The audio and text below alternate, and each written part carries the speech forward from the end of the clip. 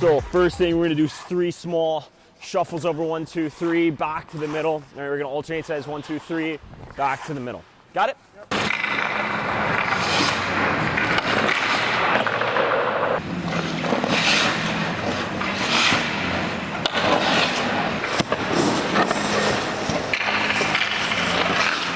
Here we go. Boom, drop, post. Great. Keep it going.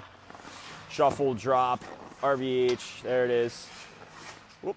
So one thing I want you to do as well, it doesn't have to be this super fluid motion. Try to make each movement its separate movement. So when you get here, lock in. Obviously, you don't have to keep your foot on the post if you're not, that, because that's not the way you play typically. I remember talking about that. But just make sure every movement's a separate movement.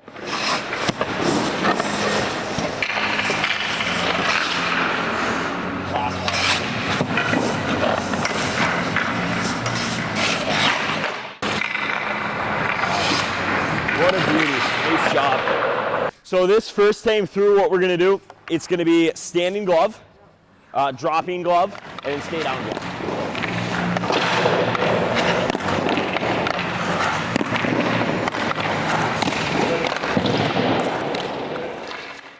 So what's been your biggest struggle, do you think, as you've transcended through the ranks, playing higher level hockey? Speed of the game. Speed of the game, okay, adjusting to the speed.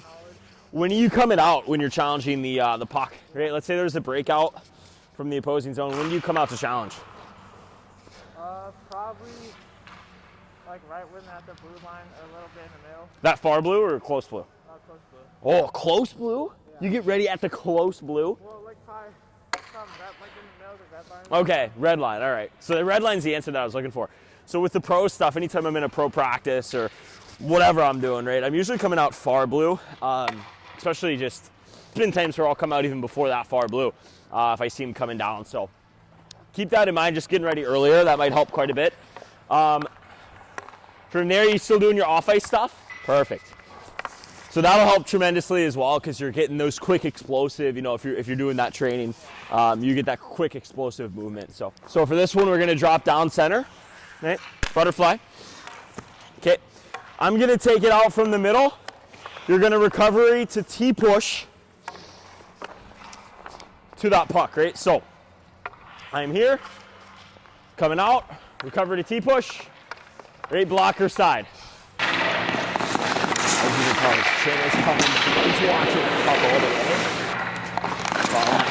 the way, nice job. So why am I burning you? Why am I burning you on that? Say what? I keep going short. I think the biggest thing that I was noticing here, let me bring these pucks back out. Biggest thing that I was noticing on that,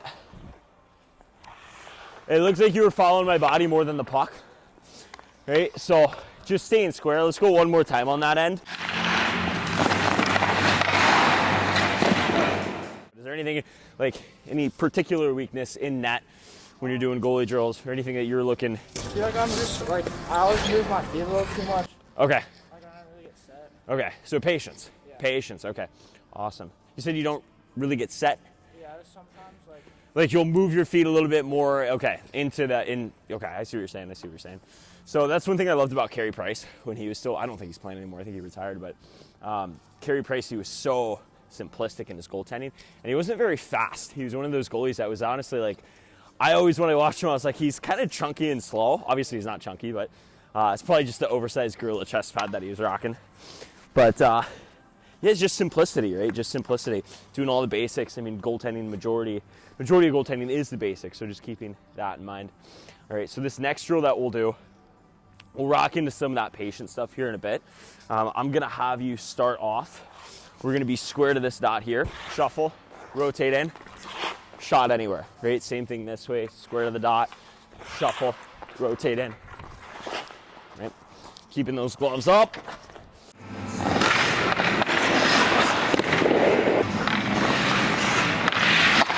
Good.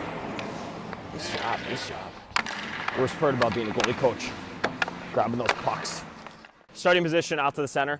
Right? It's going to be a deflection to the corner. You're going to follow that puck. T-push back. Same thing this time around as well.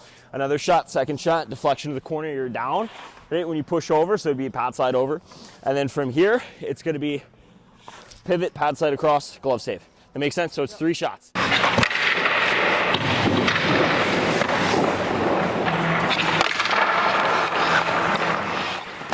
Good, stay down, push over. Yeah, just like that, beautiful. Awesome. What's the hardest place for a goalie to stop a puck? Probably the slot, maybe. The slot? Okay, why? It just gives them a lot of time to shoot. A lot of time to shoot.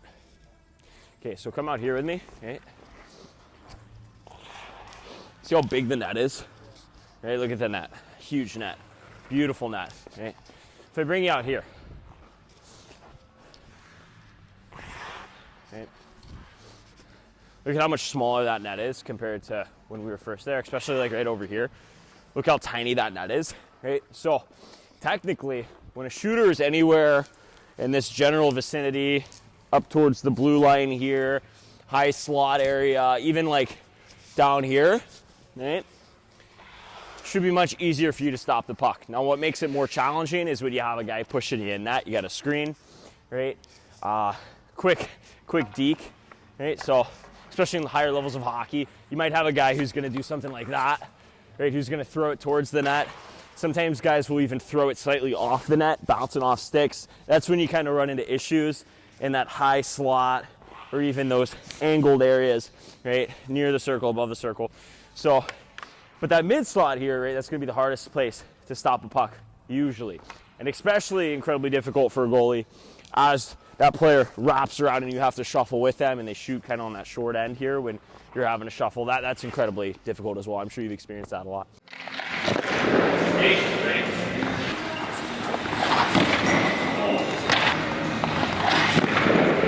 Some hockey IQ stuff. Let's say you have a winger coming down. Right? What are some things the winger can do? You can always go wide. Okay. More time for a guy back door. Okay. Let's say it's just one winger. One Right? winger. Yeah, let's say it's one winger on a breakaway. Right? So he could Come in and take a shot. He could come in. Yeah, he'd come in, take a shot. What else could he do? That's one. There's 3 that I'm looking for. And make a move. You can make a move. So a lot of times they say wingers, they're coming down, spin move, around, shot, or they could stop, middle slot, shot. Right, what else? That's 2. What's the 3rd one? It's pretty common, especially if someone's back checking. Or if there's like a one-on-one situation, one-on-2 situation. Say what? Shoot for a rebound. Shoot for a rebound. Well, I'm looking for a dump, right? So that's what we're going to practice here. I'm going to send pucks up high next to the blue. I'm going to dump them in, right? You're going to send them back. I'm going to come, shot. Right? Make sense?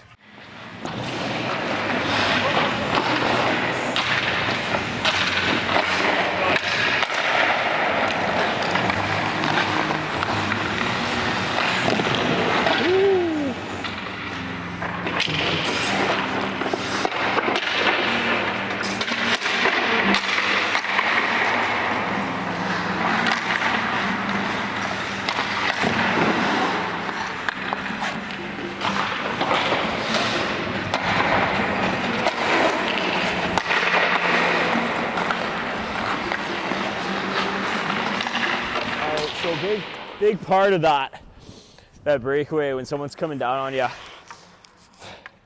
momentum backwards, right? So you want to make sure you're carrying. That's why it's important to come out, because you're big enough to literally just stay there, right? The problem is if someone's coming down and they go wide on you, they're caught flat-footed. So you always got to make sure that we're getting that momentum back. So that's why, particularly for you, the importance of coming out is, again, not the size, not because there's any shot to make on you, but it's just so we can get that momentum back just in case I go wide. Okay, nice job. So one thing that really helps with the goaltending is that you bring out a cameraman similar to what I have right here with Bambi, or if you have an iPad. Helps tremendously with your goalies because you can kind of see what you're doing and where the goalie is. Sometimes it's hard to catch exactly what the goalie's doing in real time. So try to record your sessions with your goalie coach. It helps tremendously.